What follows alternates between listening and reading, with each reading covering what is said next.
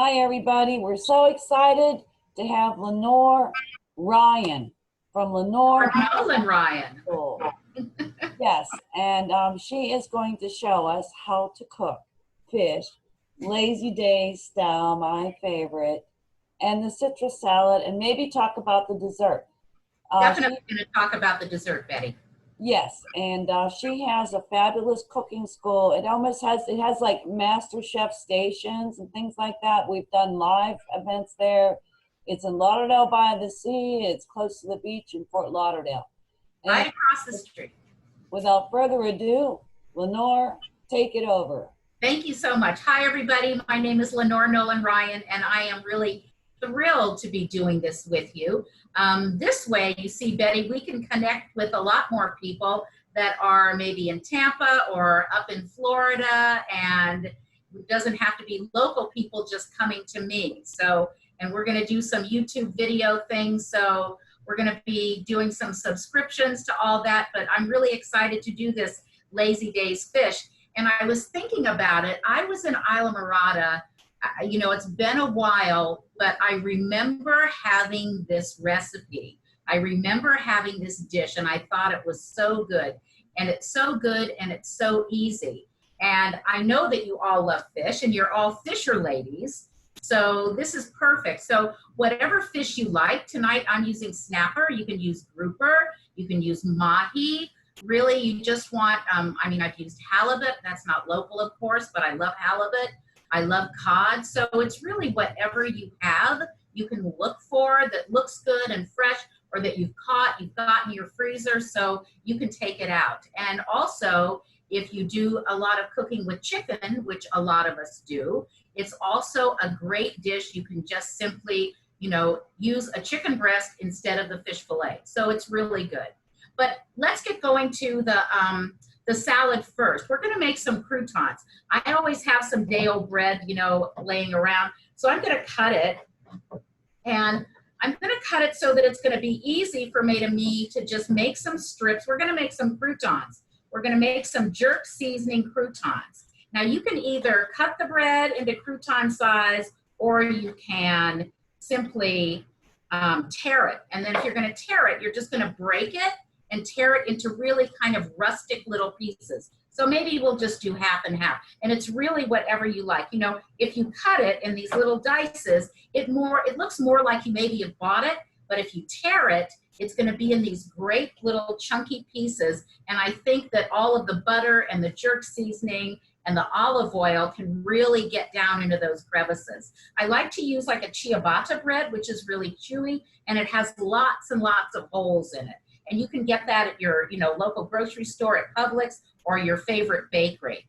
All right, so I've gone ahead and I've melted some butter and I put some olive oil. I think the recipe called for olive oil, but I really like a good extra virgin olive oil because it's gonna dig really deep into that bread and it's gonna be really flavorful. So we've got the bread. I'll just tear these up. It's easier than cutting it. Does everybody make their own croutons, or are you really just using store-bought? Store-bought? If you're using store-bought, you know, really it's so easy to make your own croutons. And if you put them in an airtight container, they're gonna last for a week or so, and they're just gonna be really a lot more flavorful.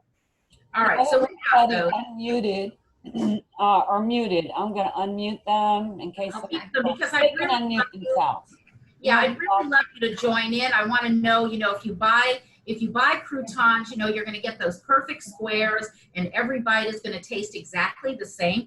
But if you make your own croutons, you know, it's a little bit, you know, you do it every couple of weeks or so, and you can just have different kinds of flavorings, maybe cheese. Today we're going to do, I've just got some really nice, I've got melted butter and some extra virgin olive oil. And rather than pouring it, you can see I've just torn it up.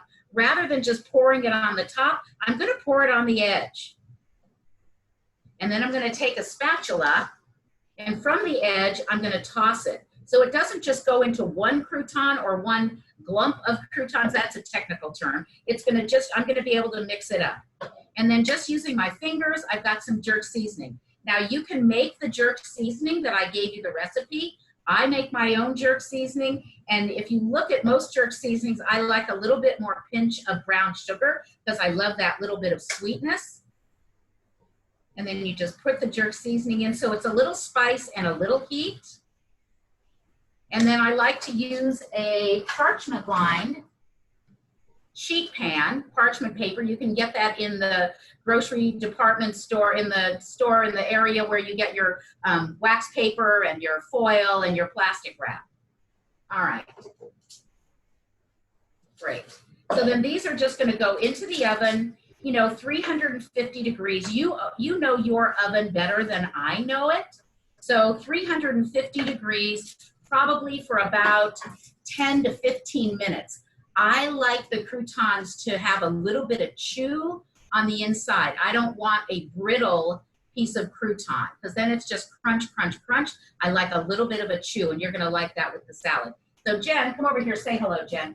This is Jen. Jen's gonna be helping us tonight. Hi. And so put that in the oven, 350. I'll let you take that too. Thanks so much. All right. So now we're gonna do the salad. So, you know, I love arugula because I love the bitterness, and I love tarragon because I love that little anise licorice kind of flavor, and the bitterness and the tarragon go really well together. I mean, if you could do the same salad using romaine, you could do the same salad using leafy greens, baby greens, spinach, a combination of all of those. But I think that what you're really going to enjoy is the vinaigrette. So let's make the vinaigrette.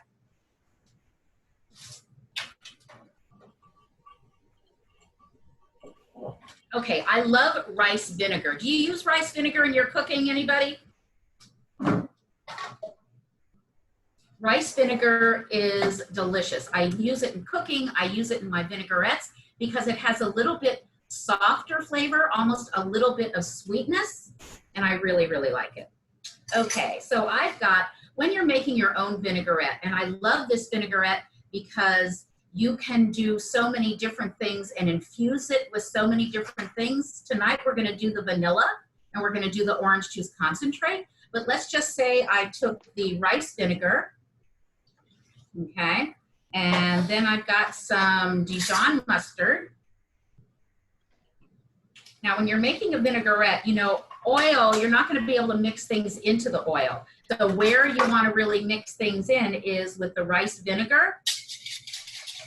Right? And you're going to add everything in. So I'm going to add just a little bit of the vanilla. I've got the orange juice concentrate. There's 4.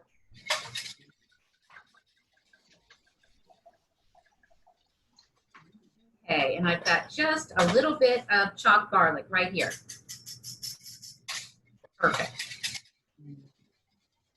Now you can start adding the olive oil a little bit at a time, a stream at a time. And I'm not looking for, you know, when you buy a store-bought dressing, it's solid, right? It's all one consistency. There's no, because it usually has emulsifiers in it, something to combine it and hold it together. But I really like making my own vinaigrette, and if I keep it in the refrigerator and it separates the oil on the top, the vinegar is usually on the bottom, it's just a quick shake and everything, it really tastes good. So this is kind of my basic house vinaigrette. Can I ask a question, Lenore? What, hon? And every once in a while, can you tilt your bowl a little forward so they can see Sure, like what's in absolutely. it? Absolutely. Yes, Sure, I'm gonna a walk little it. bit more forward like that. I have a question. Yes. How long can you keep that in the fridge after you make it? Weeks, absolutely weeks. Oh, excellent. Okay. Oh yes, Great. absolutely, absolutely. Thank you. So now what I'm gonna do is I'm gonna start just adding in, I'm gonna give this to Jen. I may need this. Okay, now in the recipe I said olive oil, but I really like extra virgin olive oil, again, because you're gonna want that fruit forward flavor. So I don't know, I like, my favorite olive oil is Badia Coltobono, but that's like $30 for a ridiculous price, but it's really delicious, but I really love that. But sometimes I get my olive oil at Trader Joe's. I think Trader Joe's has a really good olive oil. And then you're just gonna take, I usually keep mine in a squirt bottle so I can put it into a saute pan pretty easily or make a dressing. So I'm just gonna start mixing a little at a time and whisking. And then you kind of stop, whisk a little bit more, add some more, and you're gonna see that this is kind of the same technique that we're gonna use when we make the sauce for the Lazy Days fish. What we're actually making is a beurre blanc with lime. And what we're actually doing here is we are suspending the molecules of the fat into the molecules of the acid being the vinegar and the mustard and the vanilla and the garlic and the orange juice. That's our acid, here's our fat. This is good fat. Yeah, so when you have a chance, tilt the bowl forward, just tilt the top of it forward so they can see what it looks like inside. Because there's nothing really happening, but I'm gonna show you when we get there. Okay, got it. It starts to just getting a little bit thicker. Just a little bit thicker. And see, I'm just squirting it in, whisking, stopping, keep on whisking. And really, literally, you are suspending the molecules of the fat into the molecules of the acid, which is what is going to keep it thicker. What is the kind of olive oil that you get at Trader Joe's that you recommend? It's their house olive oil. It's the Trader Joe's olive oil. It comes in a bottle with the little spout on top that you put into it once you open. Okay, great. Really good. That's what I use at home. That's what I use at home. You can just start to see that it's getting a little thicker. I'm going to come over here. Can you put that olive oil into that squirt bottle for me, honey? Yeah.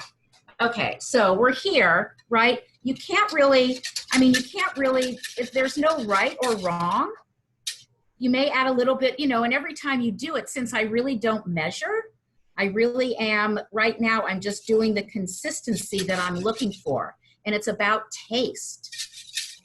So you can just start to see that it's getting a little thicker. It's shiny because of the olive oil. See the shine? Awesome. Okay. Oh, hon, sorry, I want this olive oil. I want this olive oil. Yeah. Here, open that up for me. There. So I got two kinds of oil here. I've got olive oil that I'm going to use for my sauteing. I'll do it right here. I've got olive oil that I'm going to use for my sauteing of the fish. And you can use coconut oil as well. I like coconut oil. And then you just can use just a less expensive olive oil for your sauteing. All right, so here we go again. And it's really all about taste. Now, you know that when you are making a dressing, when you're making your own salad dressing, and you're going to taste it, you really don't want to taste it on a spoon. Because if you taste it on a spoon, it's going to be all puckery like that, right? But you can't think of it. That's usually when it's about right. And most people that taste it on a spoon think, oh, it's too puckery, it's too strong, it's too acidic. But what you don't realize is it's not a soup. I'm not eating it with a spoon, right? I'm eating it with arugula, avocado, mandarin oranges. So really the vinaigrette becomes perfect. Really, the vinaigrette becomes like a foil. So you have the acid, you have the flavor, you have the water, you have the richness of the mandarin oranges and the hearts of palm and the avocado and this very tart. But now when you put it with all those things, it doesn't seem so tart. All right, so now I'm going to taste it.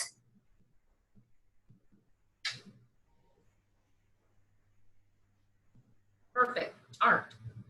But if I take a piece of arugula, and I just like to buy the baby arugula. If I take a piece of the arugula, just dip it in there, right? It's not tart at all. Water and bitterness foils with the vinaigrette. So here's kind of a basic vinaigrette with your orange juice in it. Tastes really good. I'm going to add a little honey to kind of bump up that sweetness, but you could actually just take, without the orange juice, the mustard, the shallots, and the garlic, you could just actually put in a little bit of honey, or you could put in some roasted tomato, or if you wanted a tomato vinaigrette, sometimes I even put in just a little marinara. So you're only limited by your own imagination. And believe me, when you have a good vinaigrette like this, and this is your, then this becomes your house dressing. This is delicious. A baked piece of fish, a baked piece of chicken, you only need this and it's delicious. Okay, I put in a little honey. I'm gonna add some black pepper, kosher salt.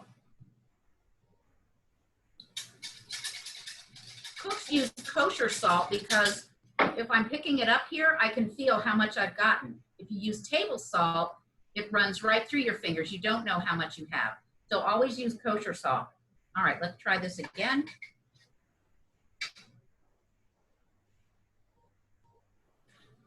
You are making a really good vinaigrette. You are gonna love this, I promise, I promise. Good over vegetables as well, or just toss with a little pasta and cheese. You will love it, promise. Okay, let's put that aside, Jen, thank you. Okay, now let's talk about the ingredients for the salad. All right, we've got avocado, we've got mandarin oranges, we have hearts of palm, dried cranberries, a little tarragon, arugula, and I've got the good vinaigrette, and the croutons are in the oven, and then I've got some goat cheese. Now, I don't have the goat cheese out here, and sometimes when I'm cooking or I'm doing a party or something, I'm gonna put the goat cheese in the freezer just because I can make it a little more crumbly and it isn't quite as soft, because it defrosts just like this. All right, so when I buy hearts of palm, you can buy it two different ways. And you can buy, this is the Badia Cotobon, the Badia, you can buy the Goya, it's whatever, you know, hearts of palms that you like. Do you eat hearts of palm, anyone? I love hearts of palm. I love hearts of palm too. I really do. I think it's a great addition to a salad. So the hearts of palm, you can buy it either chopped, I think it says chopped or sliced or diced or something like that, but don't buy that one. Because that one, the pieces are an inch, little chops, 2 inches, it's a mess. So it never really looks good. And again, it's about looking at something and you want it to be beautiful before you eat it. So I buy the ones that are just whole sticks, just like this, hearts of palm, which really is from a palm tree. But again, it's in this water that preserves it, but you don't want the water in your salad because I didn't want to put that water in my salad. Same with the mandarin oranges. The mandarin oranges are in this syrup, okay? So what I do is I take it out. Excuse me, are the hearts of palm from a jar or from a can? It comes in a can and a jar. If you shop at BJ's, they have it in a jar. But if you shop at like Publix or Winn-Dixie, there's probably about 6 different kinds of brand names for hearts of palm. And it's in the area where you buy your marinated artichoke hearts with your vegetables, or the, you know, the little pearl onions that you buy, or I buy. It's in that section. So it's really easy to find. But I want to dry this, right? So I've dried it, and then I'm just going to slice it. Before we're slicing, let me just say one thing. I want to talk to you about knives. Okay, it's always good, like you know your fishing poles, right? You're only as good as that pole, right? That pole is really, if you got a good pole and you know that it's good and it works for you, then you know you're probably going to catch more fish, or you're probably going to just have, you know, it's going to be easier to do. Everything is going to be easier. The same with knives. And I don't particularly, I have a lot of different kinds of knives. So I just like the one that feels good in my hands. But I want to show you that chefs hold their knives on the blade. Can you see where I'm holding my knife on the blade, not on the handle? Because I have no control on the handle. The knife is an extension of my hand, right? So I hold it on the blade, just like that. And if you take a knife, like a chef's knife, and you put it on the cutting board, you're gonna see that right there in the middle is where it hits the board. And that is the knife saying, this is where you use me. not at the tip, not back here, but right there in the middle. So try that sometime next time you're cooking. Put your chef's knife right here on the cutting board. Look where it hits the cutting board. That's going to tell you this is where you should use this knife. All right, so I'm going to take this hearts of palm and I'm just going to cut. And I can make it as big or as little as I want it to be. I like hearts of palm, so I'm going to make nice big chunks. All right, so I'm going to bring this over so you can see it. Jen, can you take this, just put it right up there to the front. They can see it. I'm going to eat this one little one.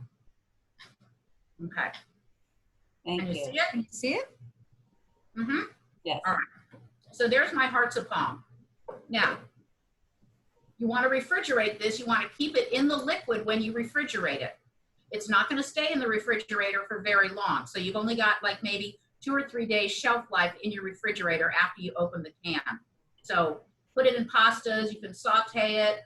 Sometimes even with this lazy day fish, if I'm not doing this salad with the hearts of palm, I put the tomato, the hearts of palm, and the green onion in with the mixture in that salad that goes on top of the fish. So it's really good. All right, so then we've got some tarragon. Tarragon is a beautiful, like just fresh, like licorice. And you're just gonna take some of the leaves and just pick it off the fresh tarragon. If you don't have fresh tarragon, don't put dried tarragon in with your salad. If you want it, I would just eliminate it. Or if you had dried tarragon, you could even just put it into the vinaigrette. Because when you're cooking with dry ingredients need heat. Heat breaks the seal of the dryness and lets the aromatic out. Fresh herbs are to be put in or used fresh. Fresh herbs are done at the end of the dish. Dried herbs are done at the beginning of the dish. All right, so here's my tarragon right there. Now, a red onion. Red onion, I'm going to show you my favorite way to cut a red onion. So you've got the root and you've got the top, right? So I'm going to cut this right down the middle through the root. One over there. Jen, how's the croutons doing? Oh, I knew I smelled them. Where are they? Here, I put one right here. Oh. Tell me if you want more time. Mm-hmm. A little bit more. Mm-hmm. A little bit more. Really good. Thanks, Jen. Wish you were here. All right. So I've cut through the root and to the top. What I'm going to do is I'm going to cut the top off here and I'm going to cut the root off. I usually, sorry if I'm talking while I'm eating, but that was really delicious. Okay. So I usually take these little ends and I just put it in a Ziploc bag and I throw it in the freezer because I never want to waste anything. But when I'm making a soup or a stock, then I can just take that out and I can use that. So now I've cut the top off, right? I've cut the top off and the root end off. All right, now I'm gonna cut it in the middle.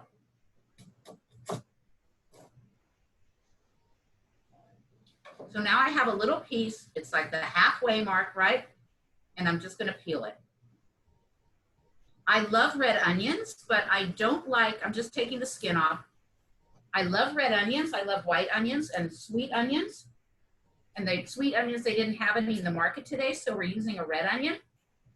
Okay, so what we're gonna do is we're gonna take the knife, again, I'm holding it on the blade, and I'm just gonna go around and make these really beautiful, just little fine pieces. And I'm gonna come and show you exactly how I'm doing that.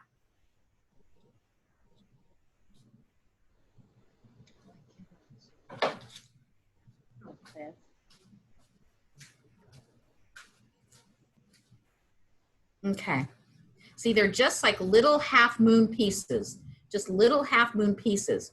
I love red onion. I love onions, but I don't like a big chunk of it in my mouth when I have a really nice salad.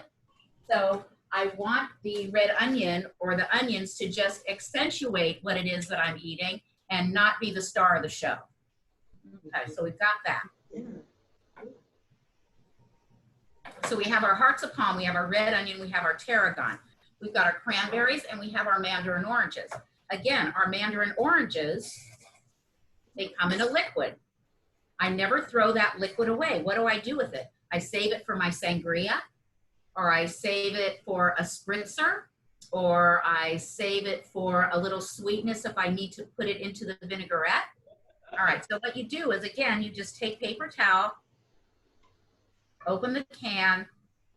If you're not using the whole can of the mandarin oranges, please make sure that you keep it in the liquid when you refrigerate it, and then it's just patted dry. So here we are. We're just like right here. So that's all ready to go.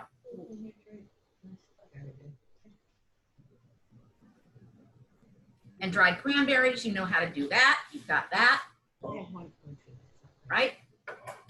Okay, any questions? Looks awesome. All right, good. I like big plates, small salads, but big plates. So I'm gonna take some of this arugula. How's the vinaigrette?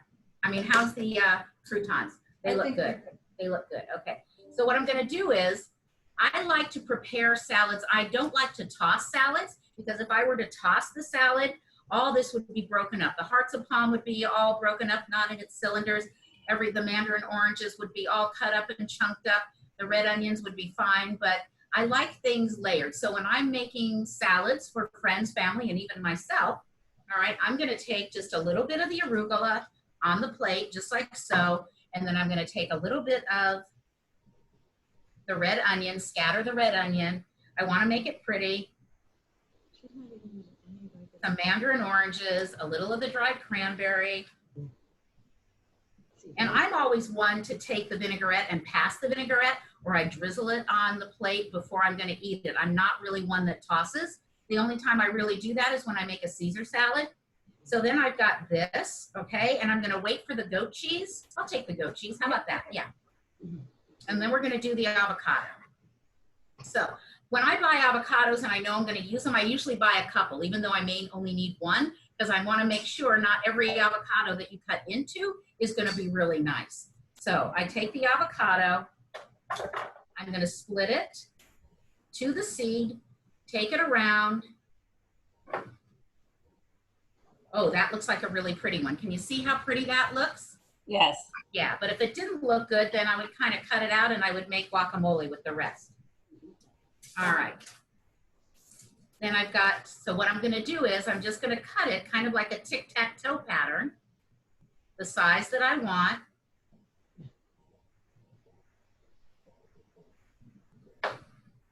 Using a spoon, I'm just gonna take it out. I'm gonna put a piece here, piece there, piece right there. I like avocados, so we'll put a lot there. Then I'm gonna take another, let me get my goat cheese. So here I've got my goat cheese, Montrachet goat cheese, the fresh goat cheese.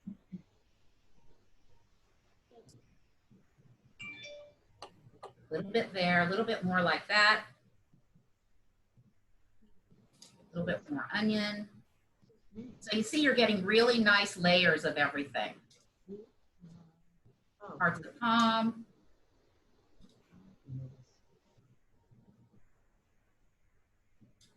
A little bit of that tarragon on top.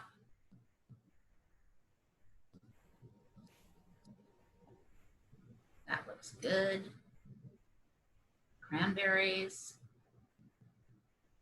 Great. Some more avocado. And I mean, if you didn't have avocado or you don't have mandarin oranges, maybe you have a papaya, maybe you have a mango. You know, maybe in the summer, I do the same salad with stone fruit like peaches and plums.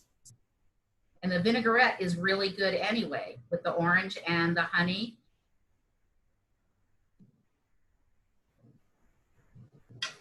Great, perfect. Have everything, da-da-da-da-da, a little more goat cheese. So then you could make this ahead of time, right? Keep it in your refrigerator, but make sure that you put like a piece of wax paper or parchment paper on top. Great. Parchment paper or wax paper on top, and then you can simply just put it in the refrigerator. It'll keep, or a little plastic wrap, and it'll keep until you're ready to serve it. So you can just make these all up ahead of time, okay? Now we've got our dressing.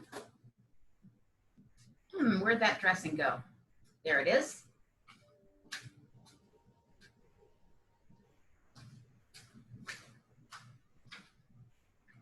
Now, again, I don't want to put it right on the top. I want to just kind of drizzle around. I'm kind of like incorporating my own dressing. You know, sometimes you go to restaurants and it's just a little, there's just too much dressing and you really can't taste any of the ingredients. So I usually drizzle it around the plate, and then I always have some in a bowl that I can pass around if somebody wants more. All right, we've got our croutons. These are nice. I do like them torn better.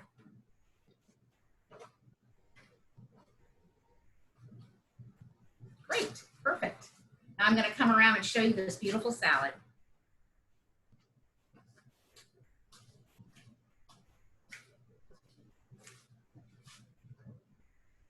Yes?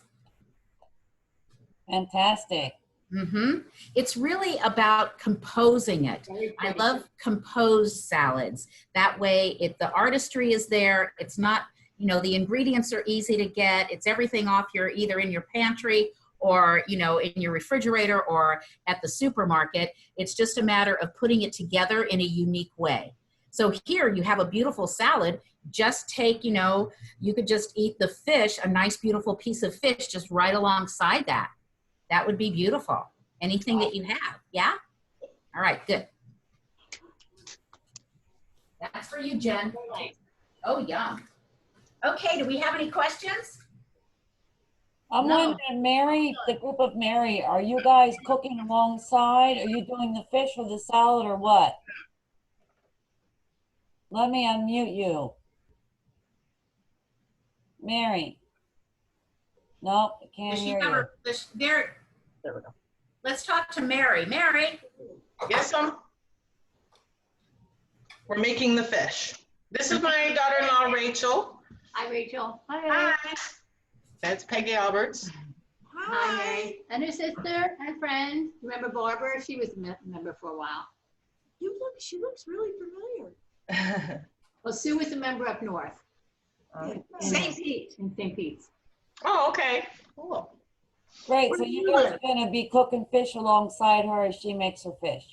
All right, good. Yes, we're gonna try to. I wish I lived You can do it. You can do it. This is in your house to really eat the easy fruits breezy. of the effort. Yeah, this is really, really easy. All right, so there are three components to the dish, right?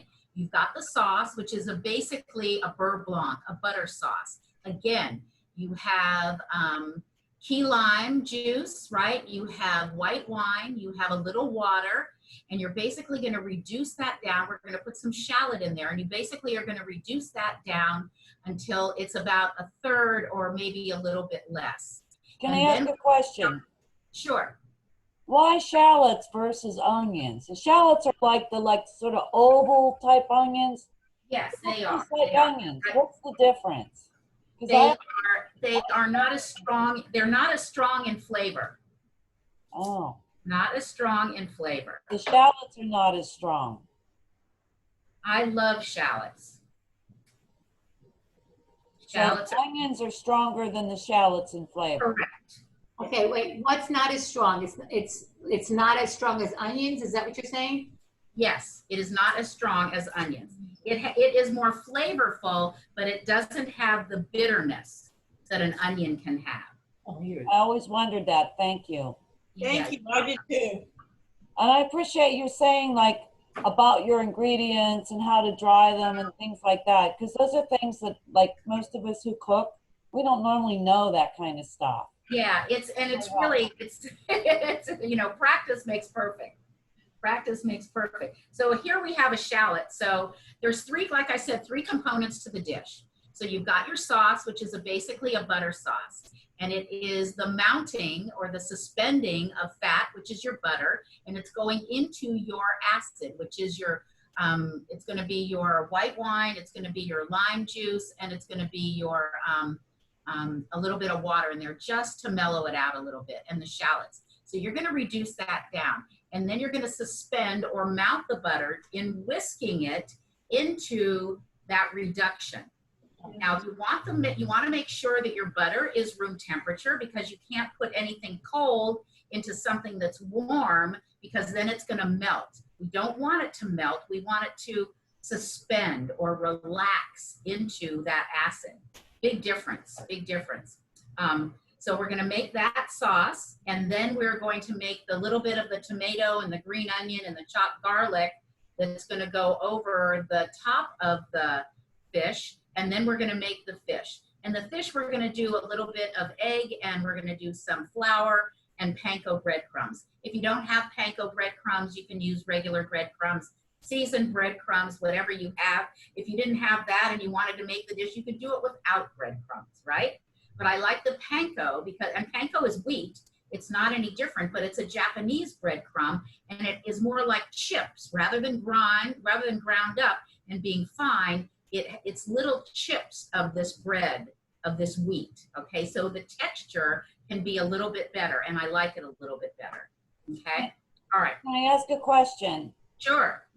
I always have to write down the order to do panko breadcrumbs. And normally my list is you put it in milk, then panko, then egg, but I get confused as the order that you have to do it. First it's the flour, then it's the egg, then it's the panko. Yeah, flour, egg, and panko. Yes. And most people don't understand why do you have to put the flour to make the egg stick, right? And then the egg makes the panko stick? Yes, correct. Thank There you go. Very good job. You got it. Any other questions about that panko or those eggs or how to do it?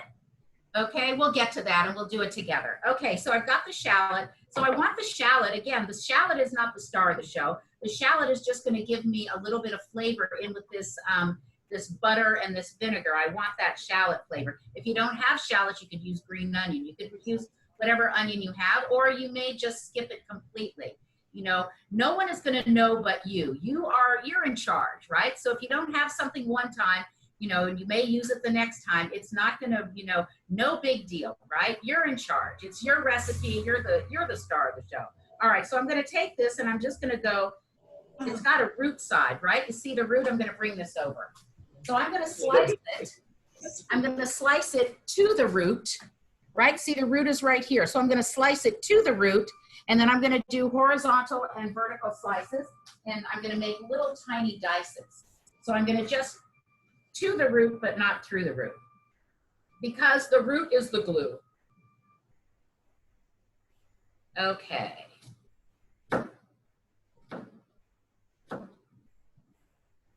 So I've cut it through, I've cut it across, and now I'm just gonna cut down. And this is the way you can do this on a regular onion as well. You know all those beautiful little dices that you never can get because you're cutting your onion the wrong way. So again, same thing, to the root,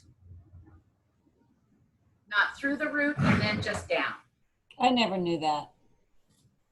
I know.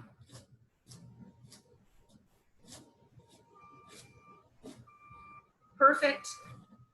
Perfect little dices. Perfect dices, right? Perfect. All right. I can't Throw that in.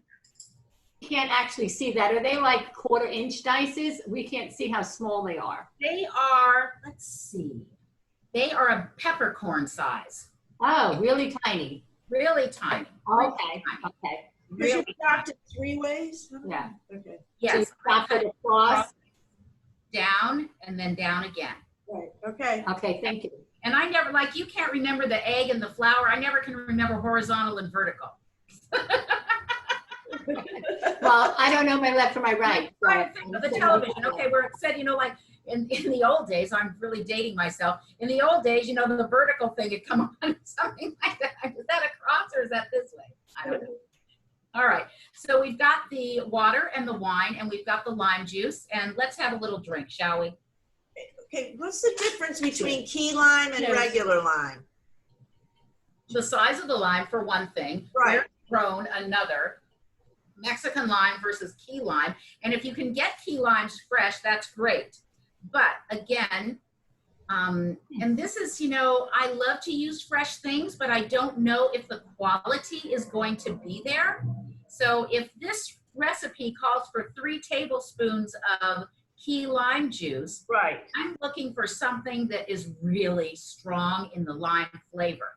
So I go to the grocery store, right? And I see these beautiful little key limes. Right. Look beautiful, but I don't know. Is 3 tablespoons really what I'm gonna need to make this dish taste like lime, a little limey? I don't know that, but I know that if I buy this, pretty much, make sure you always shake it, pretty much I'm always gonna get the same consistency. Kind of Can you like, show them what this is? Refrigerator? oh, I'm sorry. Here we 'Cause I go. mean, I cheat a lot of the times. I use squeeze lime. It's Nellie and Joe's. Oh, okay. It's Nellie and Joe's. All right, there's another kind, Mrs. Biddles or Mrs. somebody or other, but it's not as flavorful. It's a little less expensive, but it's not as flavorful. So I always go for the extra 75 cents. I'm a big spender. The extra 75 cents and I buy Nellie and Joe's. All right, so when you're making key lime pie, again, Nellie and Joe's. So, you know, this is something like I said, 3 tablespoons, but I'm not really that much of a measurer. So I'm just trying to give you something to work with. So I'm going to put in my 3 tablespoons or 3 squirts and we'll see what that gets. That looks good. All right. So now I'm going to just turn this on and get this going. And it's going to start to boil and then it's going to just start to reduce.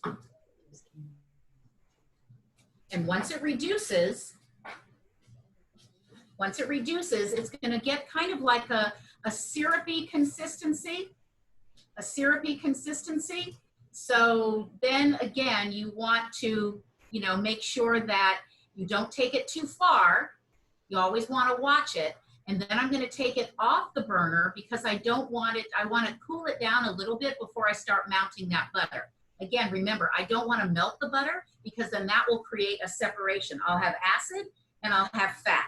What I want to do is I want to suspend the butter, the fat, into the molecules of the acid. Thank you, Escoffier.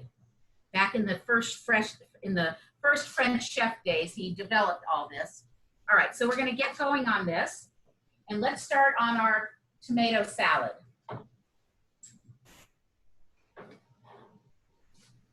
Okay, that's my cornstarch.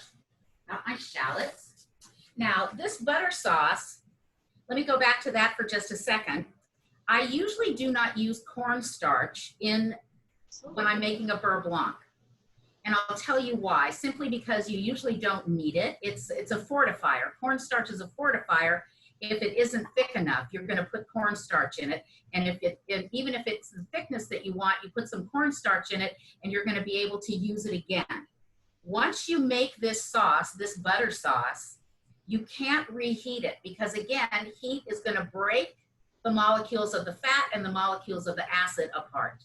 It may be too much, but it's the way that it is. So you're just going to use it. I usually don't put it in the refrigerator. I usually just let it sit out and maybe I'll use it the next day and I won't heat it up, but I'll toss it in some pasta and I'll let it melt kind of into the pasta. But if you try and reheat it on top of the stove, you're going to end up with sediment in the bottom of your pan and the fat is going to rise to the top.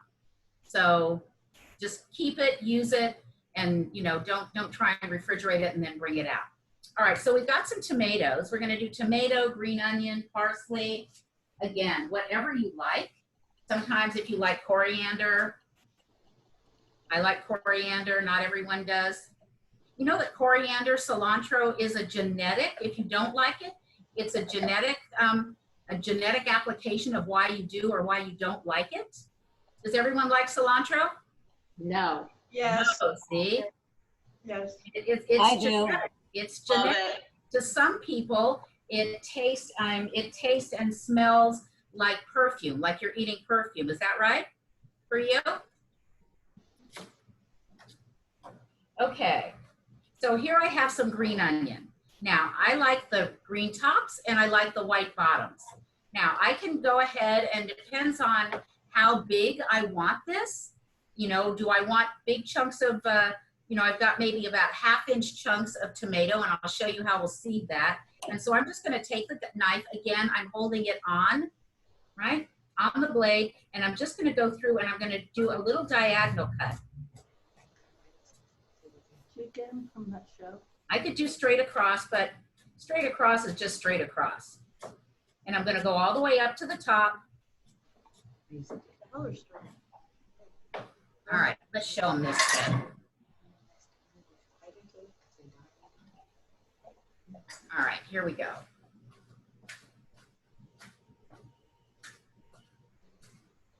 So you see, I've done these really nice little diagonal cuts. Yes.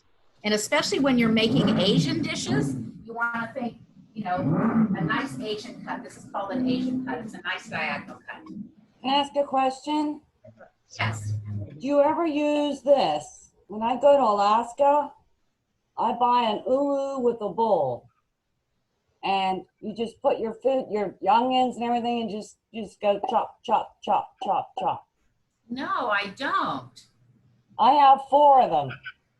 So They're you always those a used. lot. Maybe I'll have to get one and practice. I think when I had my restaurant in San Francisco, I had one.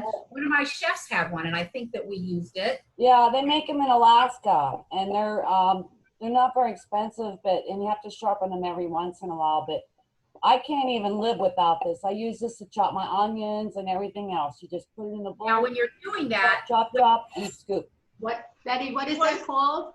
Ulu, U-L-U. Oh, that's a good now you word. can't, with that, you're not going to get an exact cut. You're not going to get these diagonal cut. It's more for like chopping back and forth and back and forth. You're not going to get an exact cut, right? Yeah, they're not precision like what you're using, but to me, they're fast. The bowl's Right. rounded, and when you're done, scoop. Okay. All right, so here we have garlic. Always use fresh garlic. Now, a secret is if you want to use fresh garlic, but you don't want to have to chop it every single time you're cooking, you have a little water. Are you sure it's not Every single moist? time, or wine. Every time that you're cooking, you can everybody have a Cuisinart, a food processor. Take the peeled garlic. You can buy garlic in the grocery store that's already peeled. That's allowed. Don't ever buy the chopped garlic that comes in the jar with all the preservatives in it, because it doesn't really taste like garlic. And if you're going to the trouble and to cook, you want everything to come out and taste as good as it can. But that is a processed garlic that is bitter, and it just doesn't have the right garlic flavor. Now, have you seen those like little tubes of things, tubes of ginger? Are you holding your spatula up, Betty? Yes, I have a question, but I don't want to interrupt. Let's hold spatulas up if anybody has a question. Oh, Yes, spatula up. Good. Ulu up. okay. A lot of times I buy elephant garlic just because they come in really big things, and they're just faster to chop. But I don't know that they're as pungent as the regular garlic. What's your opinion? Well, the elephant garlic is a little bit sweeter and it's not as strong. Even though it's bigger, it's a little sweeter and it's not as strong. I thought so. The regular, the regular garlic that you get in the whole bunches, or the individual cloves, whether they're peeled or not peeled, right? The bulb of garlic or the bulb or the clove. It's just a pain to peel those little itty bitty ones. They seem to take like forever. I take a hammer and I pound them so that they're quicker, so the husk. Oh, I bet you do. But the way to keep, if you want to have garlic, fresh garlic, and you don't want to have to use the jar, and you don't want to have to chop and dice it every time that you want it, is put some in your food processor. Pulse, pulse, pulse, right? You know that. You can, if you use a food processor, you know that pulse button. Pulse, pulse, pulse. Take your spatula, push it down a little bit. Pulse, pulse, pulse again. Drizzle in some olive oil. And what you're doing is the olive oil is going to coat the garlic, and so that the olive oil will keep it from oxidizing. It's the oxidation that makes the olive oil, that makes the garlic kind of get bitter, and it kind of turns a green color. So then I scrape that all out. I put it in an airtight container. I can keep it in my refrigerator. I usually chop garlic at home maybe once every 7 or 10 days. Oh. Depending on how often I'm going to use it, but I always have fresh garlic, and I always put a little olive oil on top. So the garlic, chopped garlic is here mixed with the olive oil, and then a little extra olive oil on top. And don't ever throw that oil away. That is your most delicious saute. Keep it, toss it with some pasta, dip some good bread into it. You can see I don't throw anything away. Yes. Question, the controversy over the garlics, where they come from about their roots, those that come from California with the roots and those that come from China with the shaved off with Yes. the pesticides and bleach, because a lot of people don't know that. You are absolutely right about that. You're absolutely right about that. You want to make sure that you see all those little hairs on that garlic. That's the one that's coming from California. Good point. Thank you very much. You see that right there? Yeah. Good. Exactly. You want to see that. You want to see that. And it's easy, you know, in my restaurant. Say something so it goes to your screen. Oh, Yeah, there you go. How do you get all those husks off without like taking an hour? Well, you know what I used to do? I was just going to tell you what I used to do in my restaurant in San Francisco, and we do like 10, 20 pounds a week. We would take it, we would get the bulbs, right? We'd take it off the bulbs, which is kind of paper-like. We'd put it into some water, and it would just come right off. Water. I never thought about that. Yeah, I just take put the it into hammer water, to it. and then you're just going to, it just peels so quickly. Are you serious? Oh my God. That's, wow. I am. Oh, Okay, so I've got the garlic, so I'm just gonna take what you do. I don't have a hammer, but I have the back of my hand. So I'm just gonna smash it. And again, hand on the blade, using my hand here down the middle.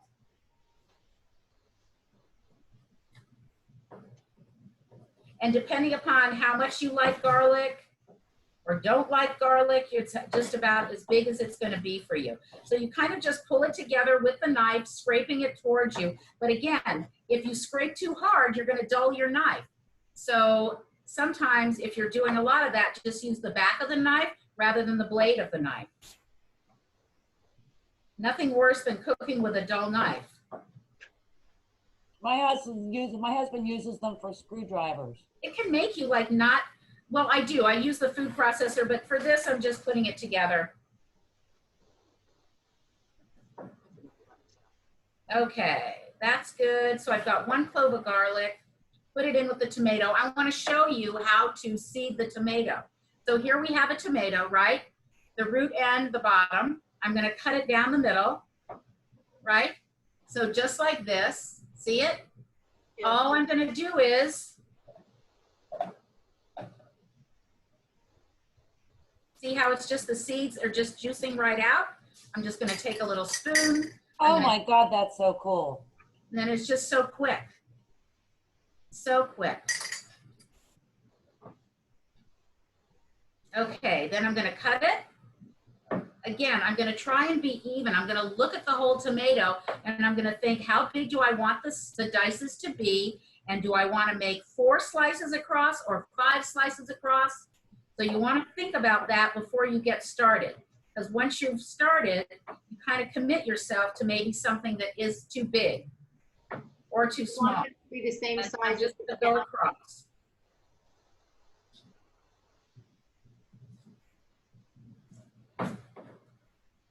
So again, and why don't you show them the little diced tomatoes, no seeds.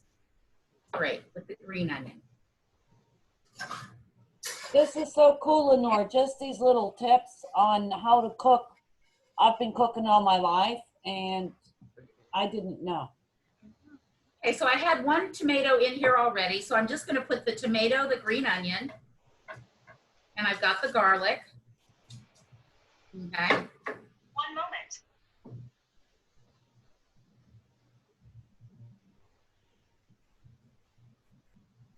Okay, so tomato and garlic. Okay, I've got that, and I'm going to salt and pepper. I'm pretty liberal with my seasoning. Do I have everything in there, ladies? I need some olive oil, right? Parsley. Parsley, here we go, thank you. All right, now, you usually get parsley like this in the grocery store, right? Oh, I know what I was asking you. Do you ever buy those tubes of like chopped ginger or herbs? It's in the produce section. Yeah. You ever see those? I've Yeah. seen them. Yeah. Well, I want to talk about those because like I was telling you about the key lime, You know, when you go and you buy ginger, and I use a lot of ginger, this would actually be a great dish with ginger. I use a lot of ginger in my cooking. So I'm just picking the tops off, right? I don't want stems. You don't want to chop the stems. And did you know that the only herb that you eat the stem is cilantro? There's more flavor in the stem of cilantro than there is the actual leaf. All right, so I've just taken this off. I've combined it. I'm just going to chop it. We're going to rough chop it. Again, taking my knife, just kind of bringing it into the center again. Chopping all the way, pulling it together. I don't want it to be too fine because I really love. All right, I'm going to turn this off and then I'm going to show it to you.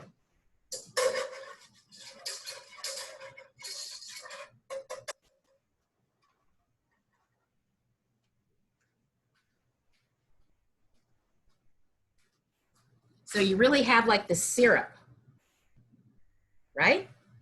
Cool. Just this beautiful syrup. That's going to cool down. So what's in the pot again? The pot was the, it's the wine, the key lime, the water, and the shallots. Oh, thank you. That was the sauce. All right, here we go. I'm going to put some parsley in there. I really like the parsley. Okay.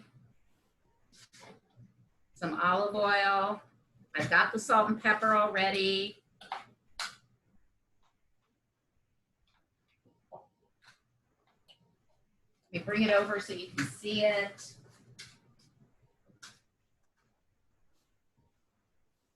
Just really a nice fresh tomato, green onion, parsley, and garlic salad that is going to go on top of the fish with the sauce and the Parmesan cheese.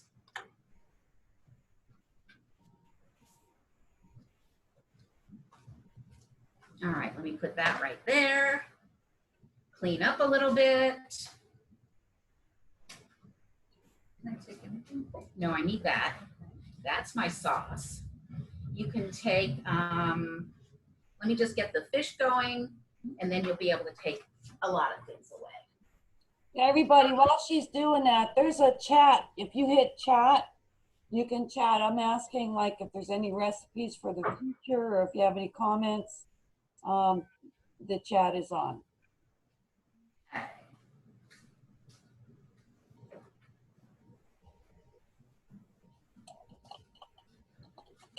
Here is my panko. Here is my flour.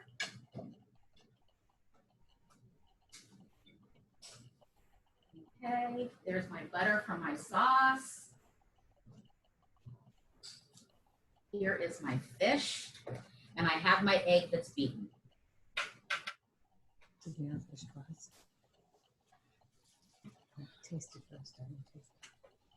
Now, here's my beautiful pieces of snapper.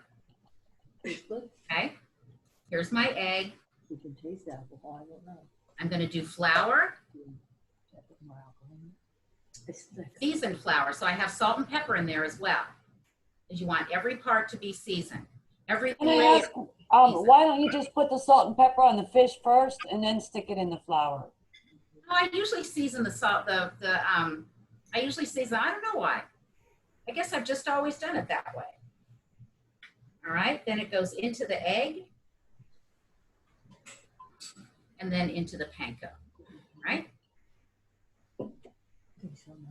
Now, if you're gonna make these ahead of time, you wanna make sure, you can certainly make them ahead of time, but you wanna make sure that you don't stack them on top of each other when you're letting them just rest. So you could do it to this degree and then put it in your refrigerator. But if you stack them on top of each other, the water is going to leach out from the fish and the egg, and you're going to have kind of like a very gummy little mess.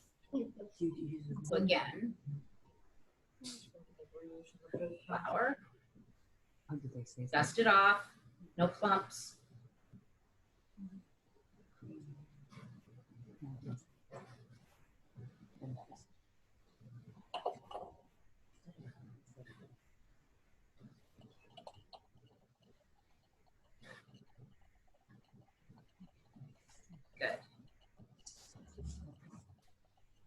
No.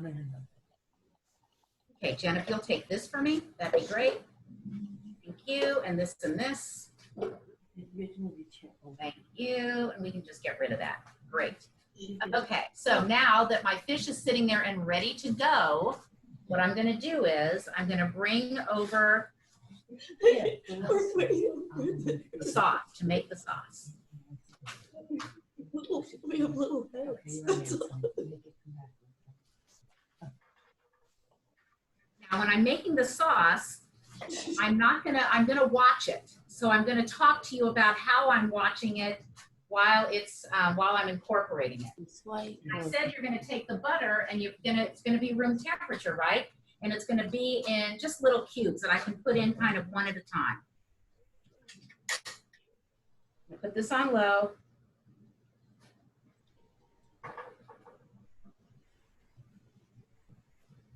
And I'm gonna take one little chip of that butter and I'm gonna put it in there. And I know you're thinking, oh my gosh, we're gonna be here all day with this, but once it holds or once it gets its body, then you're gonna be able to put more than one chip in at a time. But we just wanna get it going. And this is called a beurre blanc. It's a butter sauce.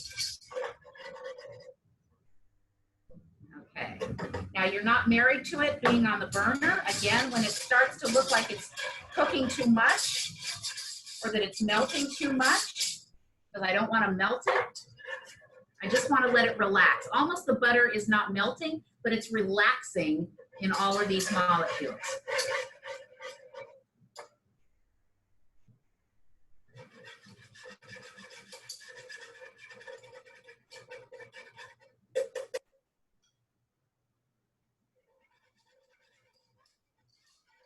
Did we send the dessert recipe?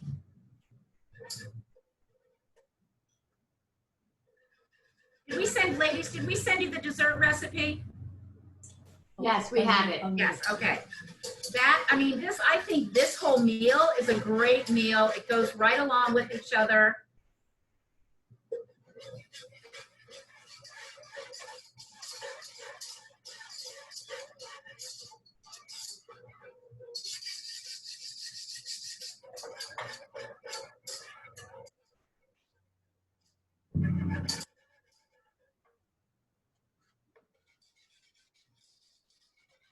But it's where you take bananas. Again, you're going to take bananas and egg and flour and panko, and you're going to fry the bananas, and then you're going to make a delicious flambe, caramelized pineapple flambe, and then you're going to add coconut cream to it and vanilla. Serve it over ice cream, and it's heaven on earth. Now I'm going to bring this over.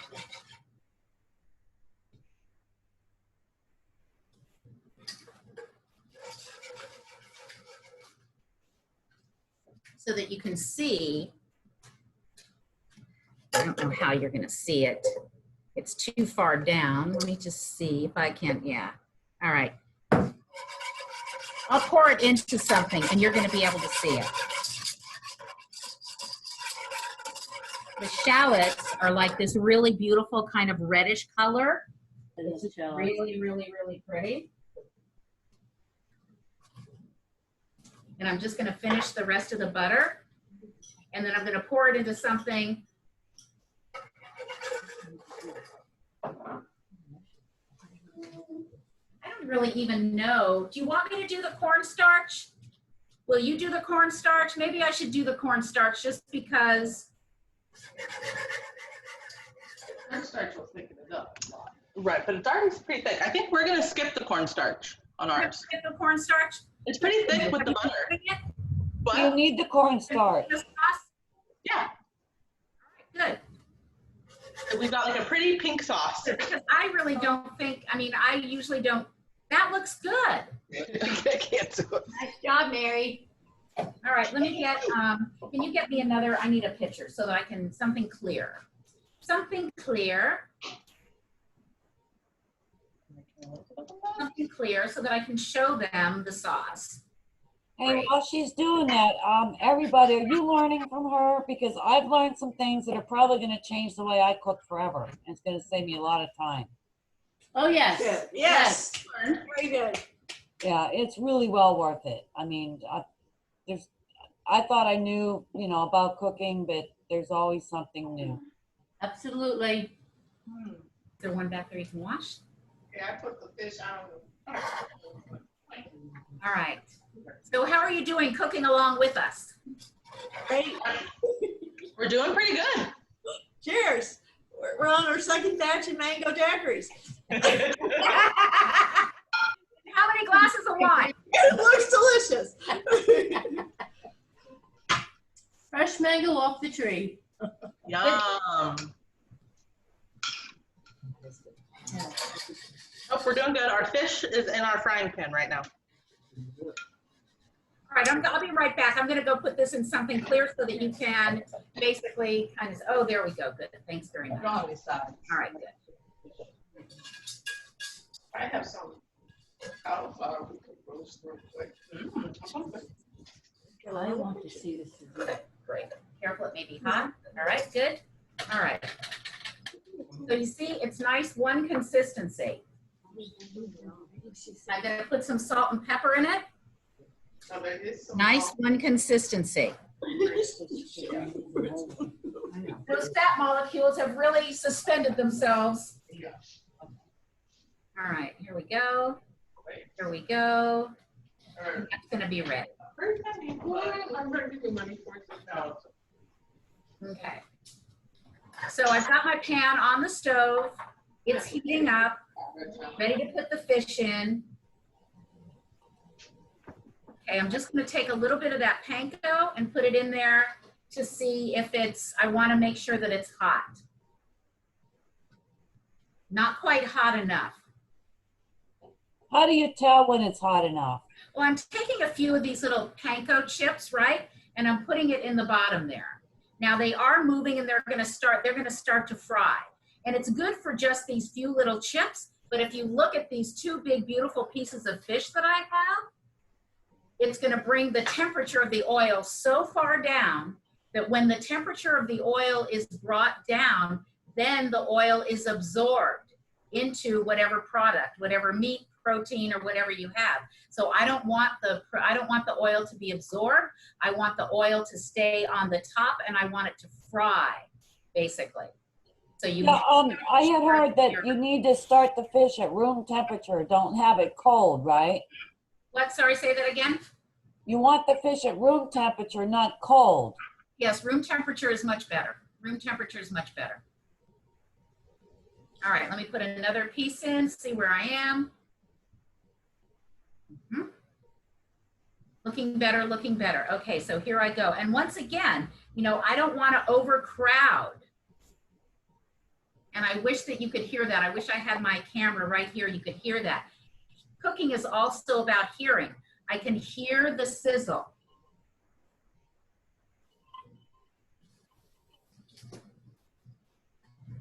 All right, just let me bring that over. We're sizzling over here. Are you sizzling? Great, I'm sizzling too. See, I'm sizzling. See it? Now you see that steam that's coming up and off? Okay, basically everything is made of water, right? So that is the fish cooking. That's everything cooking in the fish. I'm going to turn it down now because I want to be able to cook the fish through without blackening the panko. So I'm just going to take a little look and see where I am. I have a question. How much oil did you put in the pan? Maybe about a ½ inch. Was that a couple tablespoons and that was olive oil? A little bit more, a little bit more. I'd say about, for this size pan, I think I'd probably put in a quarter cup. Okay, so there's I like a can half hear it, inch. I can hear it, it's sizzling. I'm gonna let you take this and just get me another plate, thanks. Okay, so I'm looking at the fish and I can tell, that it's starting to brown on the outside, right?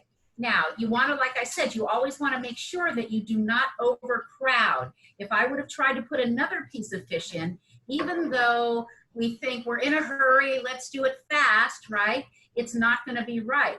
because once you have to have circumference, whatever you're cooking, whether it's fish, chicken, vegetables, everything is made of water. So you have to, when you're frying it like this, when I'm trying to make it golden brown, I'm trying to brown it, I need circumference around whatever each piece that I have in the pan, I need circumference around that so that it cooks. If it's all crowded in there, there's no place for the water to go. Everything's made of water, so that little bit of steam that you see coming up there is actually the fish cooking and releasing the water. If it was all crowded in there, the water would go down into the pan, and we know we can't brown anything in water. So we have to maintain the right temperature, don't overcrowd the pan, and just like have another sip of wine, relax, it's gonna be okay. Don't rush it. I have a question. Do you need to dry the fish? You pat it with like a paper towel before you put everything else on it to take like excess water off? Depends, it depends. Ooh, that's looking really pretty. I think I'm gonna turn it over. Ooh, nice.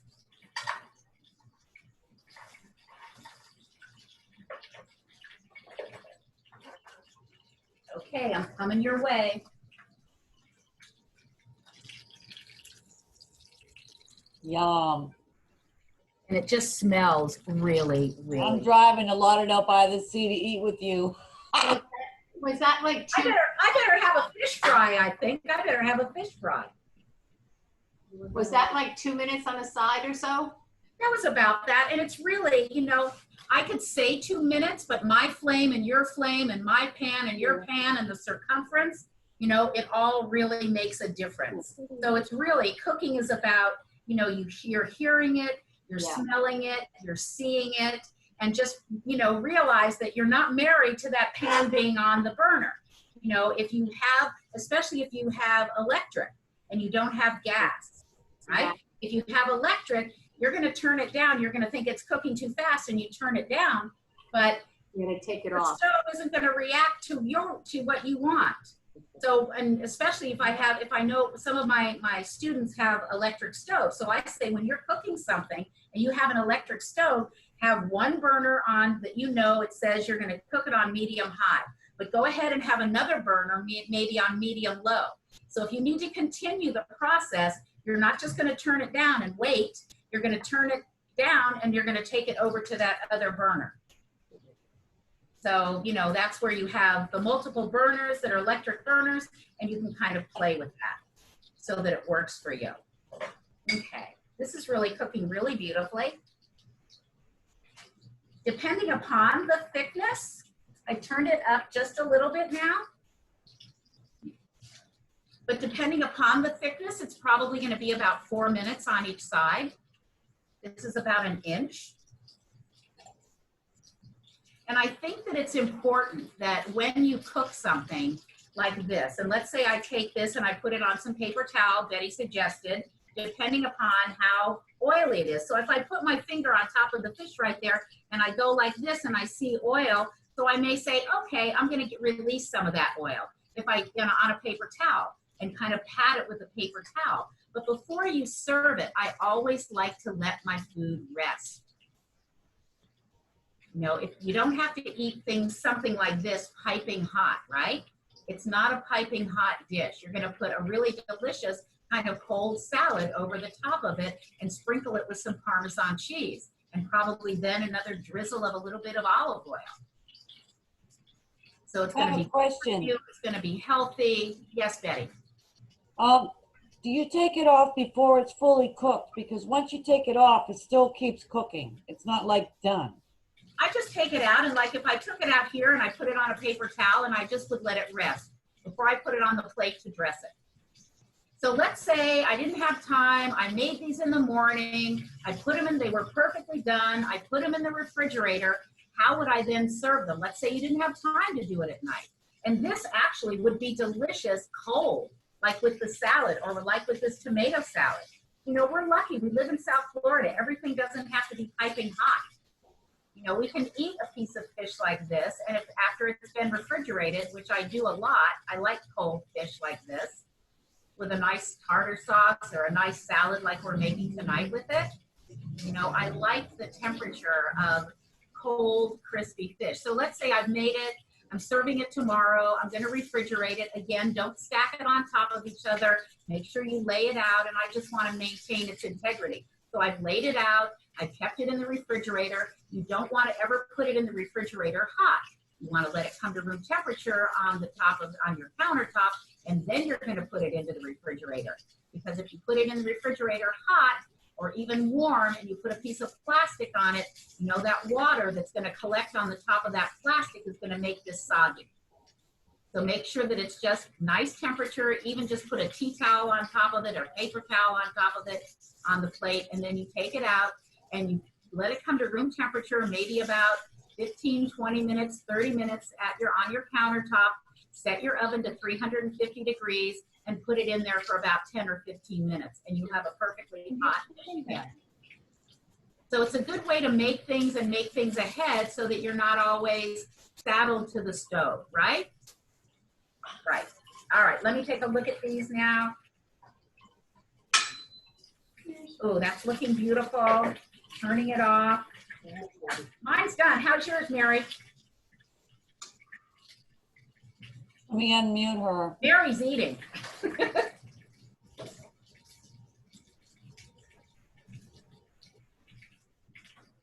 Okay, a couple of paper towels.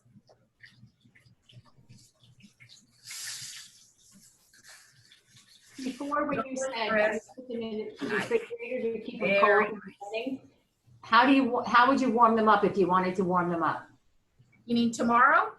Yeah, I mean, like you said that you make them in the morning and you want to serve them at night. How would you warm them? You can make it like, let's say I'm making it tonight and I'm going to serve it tomorrow. Okay, how would you do that? Okay, so what you're going to do is you're going to let it come to room temperature. Then you're going to put it in your refrigerator, either a paper towel or a tea towel over it. Make sure that they're separated, that they're not right stacked on top of each other. All right, and then you're just going to keep it in the refrigerator, take it out for about 30 minutes before you put it in a 350 degree oven for about 10 to 15 minutes. Again, I don't want to put this cold fish into this 350 degree oven because all my oil on the fish that it's fried in is solid, right? So if I put it in this hot oven, all of a sudden the oil, so then it becomes oily. If it's more at room temperature, right, and I put it in 350 degrees or 325, 300 even, I'm just gonna warm it. So I'm not gonna shock it. Okay, that's great, thank you. I never know what to do with either leftover fish or having to cook it at the last minute when company comes. This is Exactly. You know you're not going to get home from work till 6:30. They're coming at 7. Oh my gosh, you don't want to spend the whole time in the kitchen. So you make it ahead, and it's great. Do you ever cook with parchment paper? Yes. In parchment paper, again, parchment paper is the hostess's dream. You can make it the day before, keep it in your refrigerator. Again, take it out for 30 minutes before you pop it in your oven. It's like you spent the whole day in the kitchen. Accolades to you. So wait, what do you do with the parchment paper? You wrap the fish in parchment paper? Yes, everything has to be, and maybe we'll do a class on the parchment paper cooking. Because you can do parchment paper, we can even do desserts in parchment paper. Parchment paper is great. So you put let's say I'm gonna put some pasta or rice and vegetables in this parchment paper with this beautiful piece of raw snapper. I've seasoned the snapper. I have this great vinaigrette, that vanilla vinaigrette that I'm gonna serve with it, right? So I put it in, I close it all up, keep it in the refrigerator overnight, and then I take it out, 30 minutes on the countertop, coming to room temperature, pop it into the oven.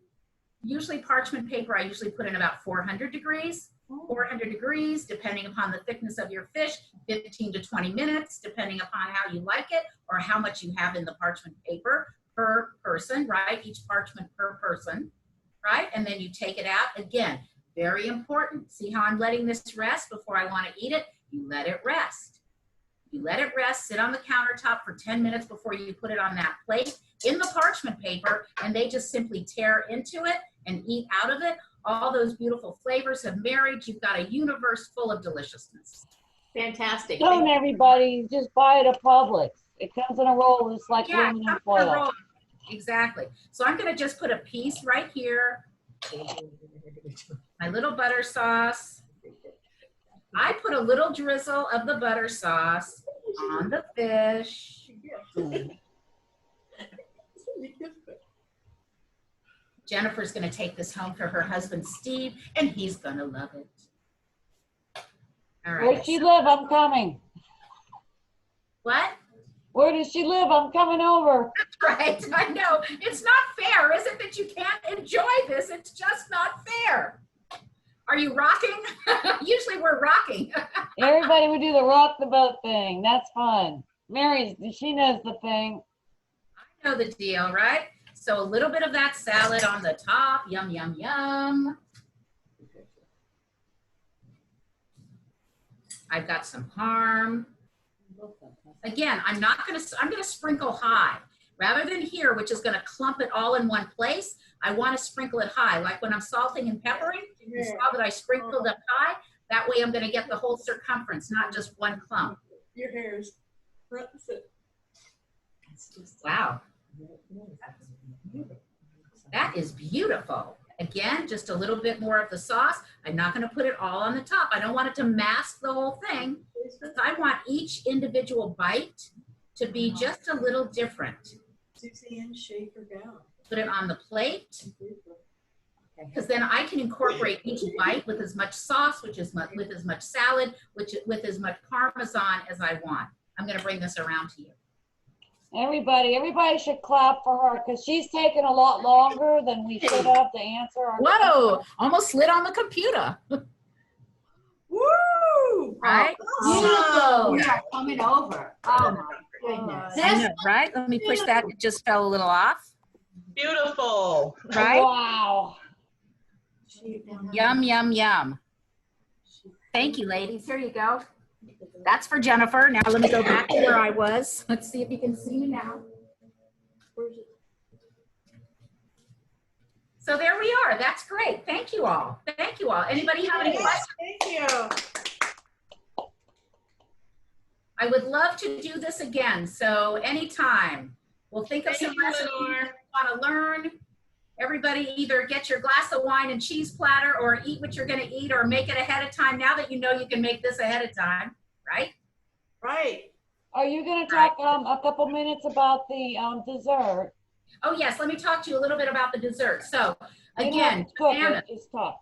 the bananas, crispy bananas with a caramelized pineapple, like caramel coconut cream served with ice cream.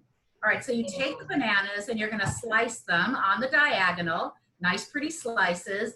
Flour, egg, panko. Again, fry them in a pan just like that, just like we did the fish. A little bit, don't overcrowd, turn them over. You know, I mean, you're not really like cooking the bananas to, you know, from a raw state. You just want them to be soft and kind of crispy and warm. And then you take them off, and then you're going to use the same pan, and you're going to take diced pineapple, or you can use fresh pineapple, or you can use, you know, canned pineapple from the can. Make sure it's drained and dry. All right, you're going to put a little pineapple juice so you can use that pineapple juice, but you're going to caramelize that in a little bit of butter, right? Caramelize. So I'm going to cook it low and slow, and then I'm going to turn that flame up, and I'm going to throw in some either brandy or rum. I like rum with this. Flame it up. Be careful. Step away. Pull your hair back. Right? And then you're going to add to that, so that kind of calms down. And then you add the coconut milk or the coconut cream, and you add a little pineapple juice and some brown sugar. And you just, you know, it's just delicious. Just a delicious topping for ice cream and the bananas. So maybe we'll do that next time and we can just all do it together. I think everybody, you know, you can clap, you can video clap or just clap. Lenore, every time. I thank you for this because this was really fabulous and I really enjoyed myself. So Every time I listen to you, Lenore, I learn something like I did when we have our fish cooking class with you and like how to let it rest. I learned something that has changed the way I cook forever. And I learned a few tips today on top of the recipes. And I don't know if you guys, you know, raise your hands if you learned something that is going to make your cooking easier from now on. Yay! Spatulas up! Oh, I got this. Wine glasses up. Thank you. I enjoyed being with you, and thanks, Betty, for inviting me today. We'll do it again. I'll look forward to it. Okay, thank you very much, everybody. Thank you, Lenore, for taking your time. I'm on call. I'm on call 24/7. So if you have a question, shoot me an email, call me. Betty, I think you all have all my information. So You're an and we'll angel. report gift certificates whenever you have your meeting. You know I love you all. One day I'm going to go fishing with you. We gotta do that. I know Marty won their certificate and she used it for tonight. Are you glad you did that, Marty? Yeah, this is great. Yes, thank you. Yes. Good, Very good, good. good. Learned some things. Good, Thank good, you. good. And I love to cook and I'm always learning. Now it's your turn to just Welcome to the group, Marty. Thank you. for your friends and family, all right? Okay, any last comments from anybody before we end the meeting? I'm hungry.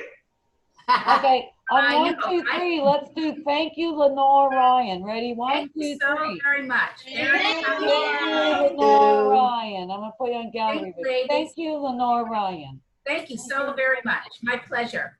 Great. Okay. And I thank have you. dinner. Bye. See everybody Sunday. Night. Bye. Good night. Bye. Mwah. Mwah. Got some